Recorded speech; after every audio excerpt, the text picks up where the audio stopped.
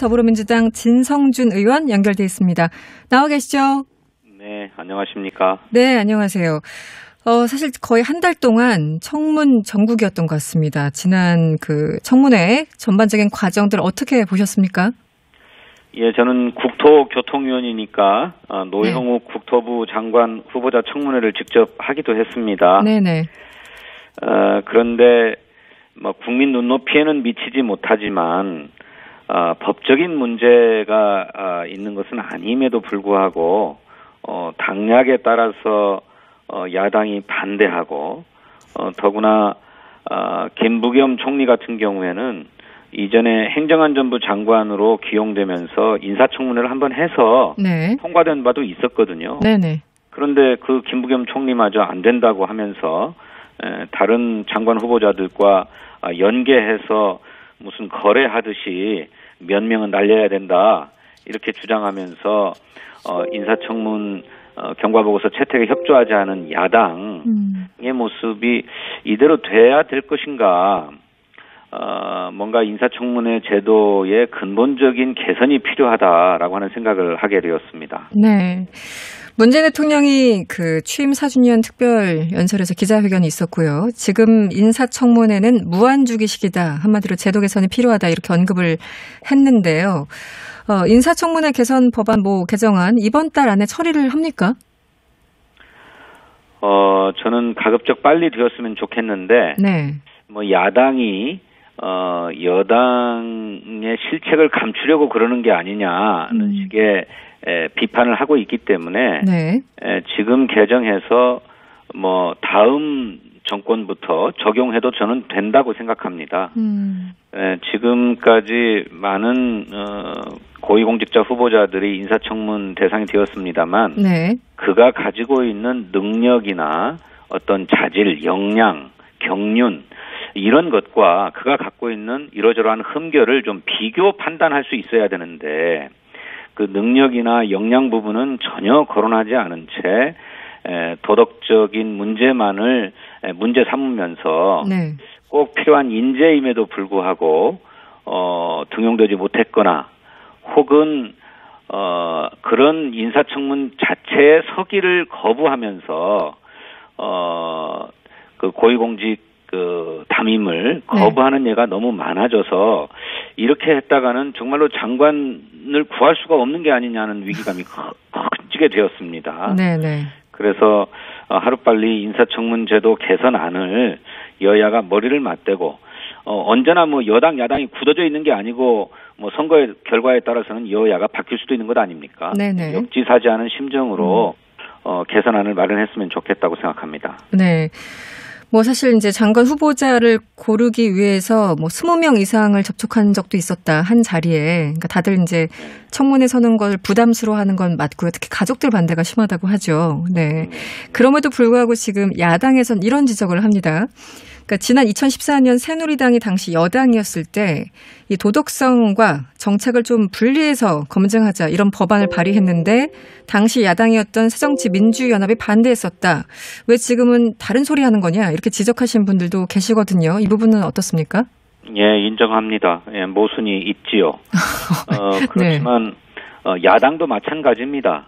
그 당시에는 그런 법안을 냈음에도 불구하고 이제 개선하자고 하니까 안 된다고 하고 있는 것 아닙니까? 그러니 내로남불이라고 서로 비난할 게 아니라 여야 모두가 현재 인사청문 제도를 가지고는 좋은 일꾼, 역량 있는 고위공직 후보자를 발굴하기가 어렵게 된 만큼 차제의 제도를 개선하자.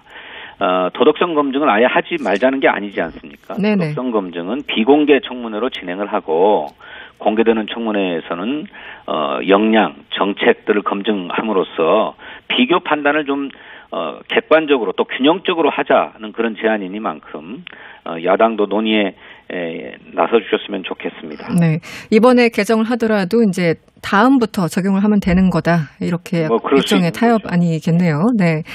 지금 김기현 원내대표는 청와대 인사검증 시스템이 완전히 붕괴됐다라고 주장을 하고 있고 이 김혜숙 인사수석 비서관을 포함해서 인사 라인을 다 교체해야 된다, 경질해야 된다 이렇게 비판하는데요.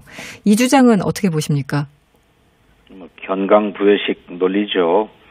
대통령께서도 인정하신 것처럼 청와대가 후보자 본인뿐만 아니라 그 가족들의 이른바 사생활, 사적 취미까지 다 검증할 만한 역량을 갖고 있지 못해요. 네. 그건 불가능한 것입니다.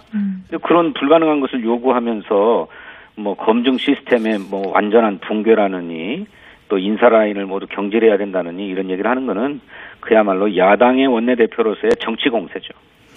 알겠습니다. 지금 청문회 전국이 끝난 게 아니고 당장 김호수 검찰총장 후보자 청문회 일정이 남아 있고요. 그 일정은 아직 확정되지 않았습니다. 청문회 지금 야당에서 이 일정을 잡아주지 않는 특별한 이유는 어떤 건가요? 글쎄, 법사위원장을 내놓으면 김호수 검찰총장 후보자에 대한 인사청문을 하겠다는 입장인 것 같습니다. 네. 그런데 그것은 그렇게 거래할 게 아니죠. 인사청문회는 국회법상으로 정부가 인사청문 요청안을 제출을 하면 20일 이내에 마치도록 되어 있습니다. 네. 김호수 총장 후보자의 경우에는 지난 7일 날 인사청문 요청안이 제출됐기 때문에 26일까지는 해야 됩니다. 네. 인사청문회를. 네네. 그런데 법사위원장을 내놓지 않으면 청문회도 못한다 이렇게 얘기를 하고 있는데 이것을 서로 맞바꿀 수 있는 문제입니까? 그거 도무지 이해할 수 없는 주장이라고 생각합니다. 네. 지금 전반적으로 민주당에서는 법사위원장 자리는 이거는 협상의 여지가 없다. 굉장히 일관된 입장인 걸로 알고 있습니다. 그럼에도 불구하고 지난 10일이었습니까? 민주당 의원총회가 있었죠. 거기서 이제 일부 의원들은 법사위 포함해서 7개 상임위를 야당에 주자, 법사위보다 내년 대선이 중요하다, 이런 발언이 나온 것으로 지금 보도가 되고 있는데요. 실제 당내 분위기는 어떻습니까? 여러 가지 의견 중에 하나죠. 네. 뭔가 국회를 생산적으로 운영해보자라고 하는 충정에서 나온 의견이라고 생각합니다. 하지만 이미 저희 당의 원내대표 경선 과정에서 그런 주장을 했던 원내대표 후보자가 낙선하고 네. 법사위원장도 양보할 수 없고 상임위원회 그 배분 구조는 네. 지난 21대 국회 개원 당시에 결정됐던 바대로 그대로 유지되어야 된다라고 하는 입장을 취했던 현 윤호중 원내대표가 당선되었기 때문에 네. 당의 일반적인 여론이 무엇인가라고 하는 것은 확인되었다고 생각합니다. 알겠습니다. 그런가 하면 국민의힘 하태경 의원이 이제 얼마 전에 이런 얘기를 했었죠. 이 집권당이 법사위원장을 맡는 아예 그런 전통을 만들자. 왜냐하면 계속 이제 논란이 되다 보니까 결국은 이런 제안을 한 건데요. 이런 입장은, 이런 의견은 어떻게 동의하십니까, 의원님께서는요? 예, 일리가 있는 얘기입니다. 왕왕 그 국회 법제사법위원회가 네네. 국회에서 법안이 통과되는 최종 관문 역할을 하다 보니까 네, 그렇죠. 정치적인 이유로 거기서 발목이 잡힌 예가 많았습니다. 네. 그러니 집권당으로서는 일을 하자면 법사위원장 자리가 굉장히 중요하죠. 일리가 있습니다. 그런데 하태경 의원의 주장은 집권의 자신감을 좀 포장해 보이겠다고 하는 그런 언사라고 생각이 돼요. 네네. 오히려 법제사법위원회가 체계 자구, 법안의 체계 자구를 수정할 수 있는 권한을 갖고 상임위에서 심중한 논의를 통해서 결정된 법안의 본질까지 훼손하려고 하는 것이 문제입니다.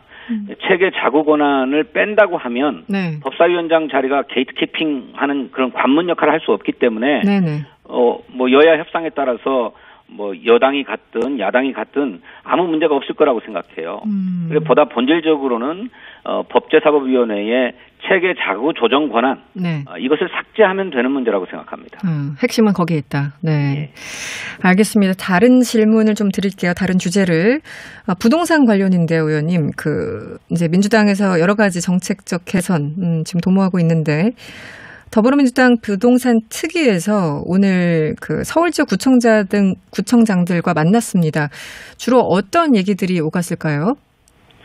글쎄, 저는 부동산 대책특별위원회 위원이 아니어서 네네. 회의에 참석하지 않고 네. 그 자리에서 어떤 얘기들이 오갔는지는 모릅니다만 언론에 보도된 바에 의하면 집값이 너무 많이 뛰어올라서 재산세 부담이 커졌다. 네. 이에 대한 시민들의 어떤 우려가 많이 있다는 말씀을 전한 것으로 알고 네. 또 그렇지만 그렇게 해서 재산세를 감면해 준다든지 감세를 하게 될 경우에는 지방 세수가 줄어드는 문제에 대해서도 세수 보전 대책 같은 것들이 마련돼야 된다라고 하는 이런 의견을 나눴다고 하는 보도를 보았습니다. 네, 실제 그 자리에는 안 계셨고요. 네. 네, 그렇습니다. 이게 지방세와 이제 관련이 되다 보니까 구청장들 입장에서는 좀 딜레마 상황이 아닌가 싶기도 한데요. 이 구체적으로 이제 송영길 대표가 이제 후보자 시절에 여러 가지 부동산 관련해서 언급을 많이 했었고 특히 이제 LTV 얘기를 많이 했었습니다. 네. 지금 특위에서는 무주택 청년 계층의 이 주택 담보 대출 비율 LTV 한도를 뭐 사실상 한 90%까지 확 늘려주자 이런 방안이 논의되고 있다고 하는데 실제 본격적으로 논의가 되고 있습니까? 당내 분위기는 어떻습니까? 글쎄 부동산 특위에 참여하지 않기 때문에 네. 논의가 어느 수준에서 어떻게 이루어지는지 제가 다 알기 어렵습니다만 네네. 전반적인 분위기 있는 네. 청년이나 신혼부부 또 무주택 서민의 경우에는 생애 최초로 주택을 구입할 때 한해서 그런 대출 규제를 좀 완화해줘야 된다라고 하는 목소리가 있고 그것은 합리적인 의견이라고 생각합니다. 네. 그런데 다만 그것이 너무 많이 이 한도를 풀어줄 경우에 네. 오히려 그것이 역으로 집값을 자극할 수 있지 않겠는가라고 하는 우려 섞인 지적도 있고요. 네. 또 그렇게 많이 대출 한도를 풀어줬을 때 부채를 정말 감당할 수 있겠는가 하는 문제도 역시 똑같이 고민해야 되고 더구나 가계부채가 급증하고 있어서 우리 경제에 큰 부담으로 작용할 수 있다라고 하는 우려가 제기되고 있기 때문에 그렇습니다. 네. 또 다음 달인가요? 7월 달부터 실시되는 차주별 DSR 40% 네. 이 정책이 시행되면 LTV 한도를 90%까지 늘려주어도 DSR 40%에 또 막히게 됩니다.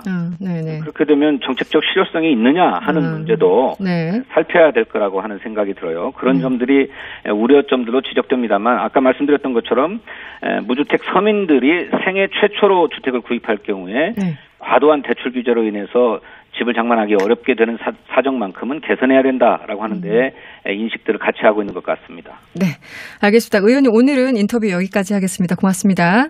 네, 감사합니다. 네, 지금까지 더불어민주당 진성준 의원이었습니다.